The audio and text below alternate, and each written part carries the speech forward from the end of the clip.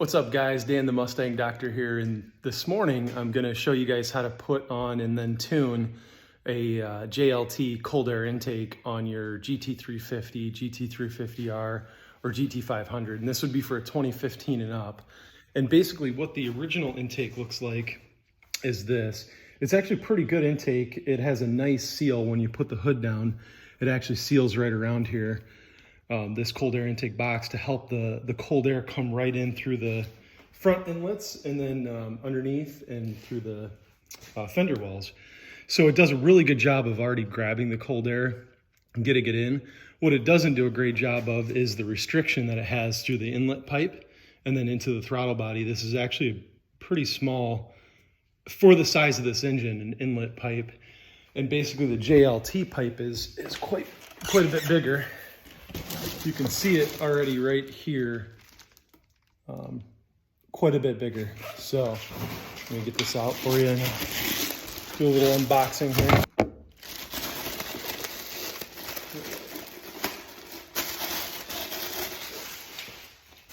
So take a look at that. It's quite a bit bigger. Mass airflow sensor, all your other plugins. And what complements these intakes, I'll just give you guys a visual of that too. Like I said, it's quite a bit bigger. What complements these quite well are these JLT crankcase pressure catch cans right here as well. And basically what those do in addition is those actually are, these are the vents for the crankcase pressure. And it's just letting the pressure out of the crankcase. And basically what happens is that sometimes the oil bypass comes through that intake and back into the engine. And essentially what that can do is lower your octane levels. So these JLT catch cans actually grab that oil and dissipate it instead of sending it back through the intake and back through the engine and dropping those octane levels. So today this was an install and discussion on the cold air intake, but I wanted to show you guys those crankcase oil catch cans as well, which are pretty sweet.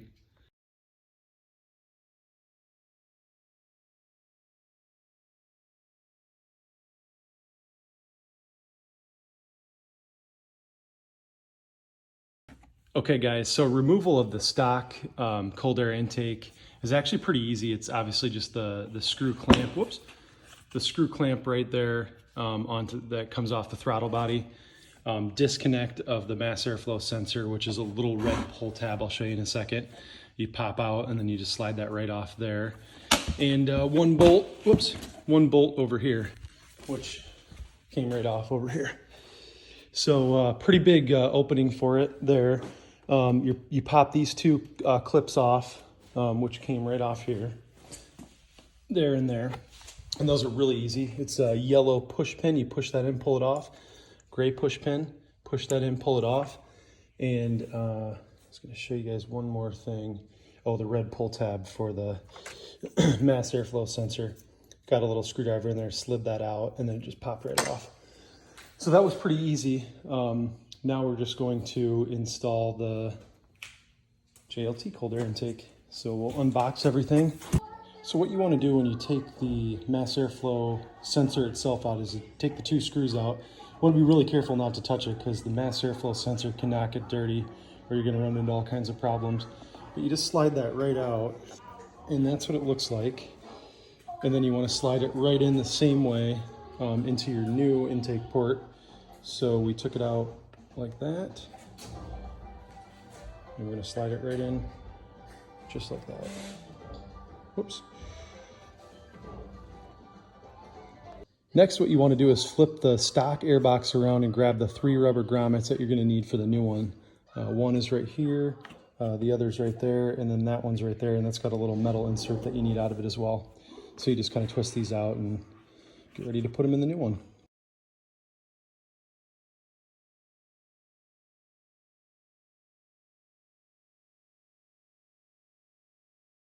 Okay guys, we have the tube in, filter on, which was just a matter of tightening the clamp. Same with this coupler, clamp on the throttle body, clamp on the tube side. Now we've got to plug in our mass airflow sensor, and we got to plug in the other vacuum tubes. So it's a matter of just slipping these right on. Hear them clip. Same with the gray one on the bottom. We already clipped that one. And now we just need to plug in the mass airflow sensor. Same thing. Push the red push pin in once you get it in. That'll give you a tight hold. Okay guys, installation's complete. We've plugged in our mass airflow sensor, our vacuum lines, got all of our couplings tight. And one thing I wanted to point out on these JLT intake boxes, and it would be this, I guess, the same for the stock box as well, but this inlet connector that comes with the JLT intake, it is the same shape and size as the car's stock intake connector, I guess, if you will, which is the piece that's already sitting in there, and that's where the air is coming in the front through that piece. It's the same shape as this, which is a unique shape. You really want to make sure you have this JLT connector all the way around it. When I first put it in, it looked like it was in, but I put my fingers down around it, and you could really feel there was still a gap in the bottom. And you don't want that, because you just don't want air escaping down underneath the car. You want all of that air coming straight into this cold air intake box. And essentially, once the hood closes, it's going to make a nice seal around this really nice rubber gasket, if you will, just right up in here, and it will just make a nice seal around there. And then one of the other nice pieces here is too, it's got a little bit extra air coming in the top. That's going to slip right in through there as well, just to give it a little bit more. So now that we've got this installed and everything ready to go on the mechanics side, we're going to flip over here to the tune, and I'll show you guys how we'll tune this, because it's not a plug and play. So essentially what you've got to do is you've got to adjust the tune, and that's basically because it's a bigger air inlet size. So it's gonna mess with the mass airflow sensor and the throttle body positioning a little bit. So you really want to make sure you do the tune, otherwise your car's not going to run right at all. So what we're going to do, and what we're using, is a Pro Racer package with Advantage 3, and that's just a program through SET. So we've got our SET handheld here, but what we're going to do is go into the software first and adjust the tune. And essentially, to do this, there's a value file for it. So you've got to load the special value file. You can't just start messing with the mass airflow transfer function or air to fuel ratios and things like that. You've really just got to load the value file. So we'll open, actually we'll go down to load all values right in here. I've already jumped into it, but let me just take you guys back to the front. So jump into, let's see. I think this is where you'll start out. So US 2018 Ford Lincoln Mercury, find the Mustang. We're working on a 5.2 liter GT350, so we'll jump into that one. 16 to 17 Shelby. Go right into the mods folder.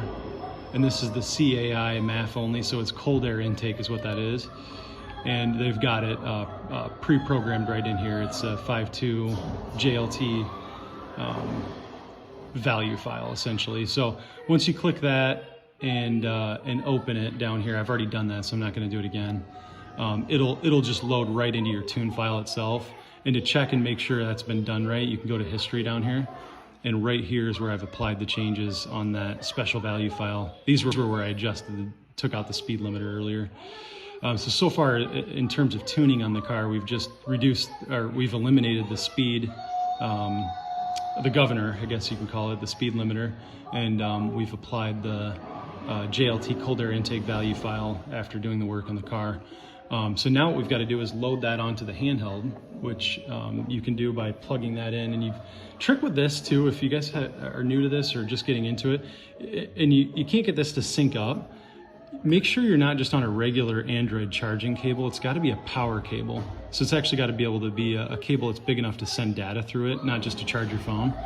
So make sure you've got that, and just jump up here to Tools, Program.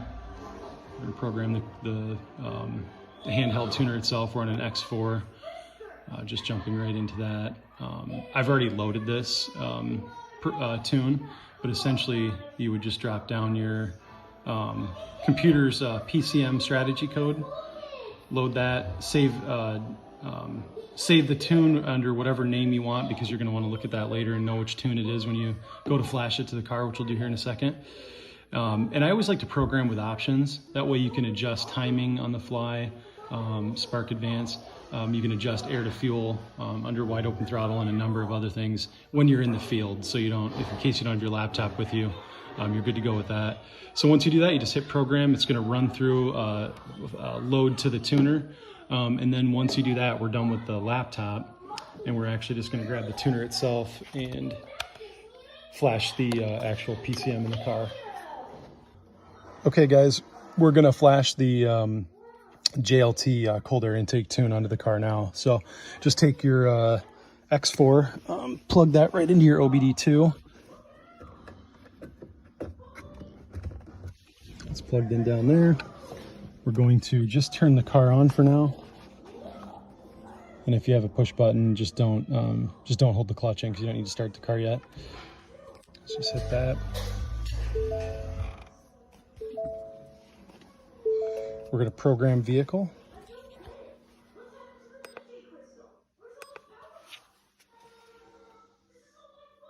We already have the key on. We're going to hit OK. We're going to download our JLT cold air intake tune. This is actually just going to flash it right to the PCM on the car. This is what I was telling you guys, when you can adjust spark advance, axle ratio, speed limiter, which we've already shut off in the tune itself, a number of other things, wide open throttle, spark advance. We don't want to do any of that now because we're not ready to do any advanced tuning. Right now we just want to get the car set up with the cold air intake and see where we're at. So we're just going to approve that, double check the tune's right, and it sure is. And now this is just going to run through a prep for the computer itself. It's got two phases. This first one's the prep. It's going to want us to shut the car off after and then turn it back on, and then it'll flash the actual PCM. You're going to get a number of warnings on the car when it's going through this. Don't worry about that. It's going to shut off as soon as the tune's flashed. See what I mean? Oh, and I forgot, with these newer cars, you actually don't have to turn the key off and on. It just does it on its own for you, which is nice.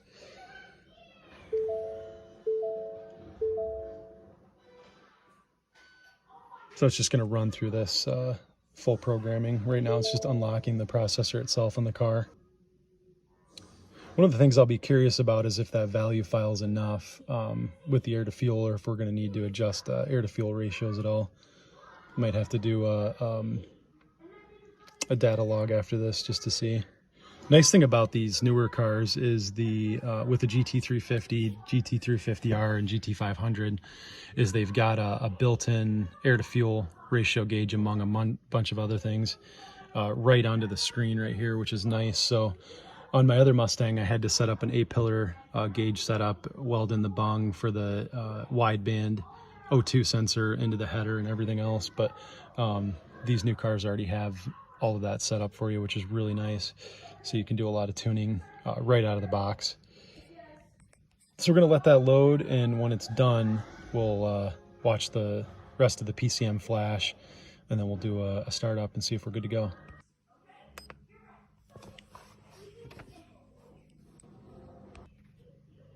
All right, the tune's just about flashed to the car. You can see things coming back online here.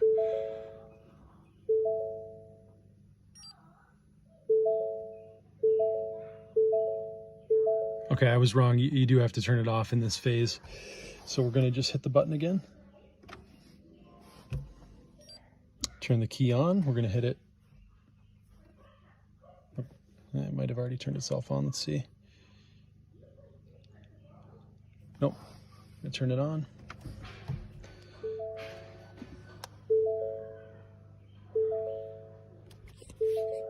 Now it's just going to process the rest of the data. This is where it's actually flashing it to the PCM itself. Phase right before this, it was really prepping the computer. This is where it's clearing all the codes that it would have set off if it hadn't run through this step, which would have been you would have had the engine light on, advanced track lights, and a whole bunch of stuff that we don't want.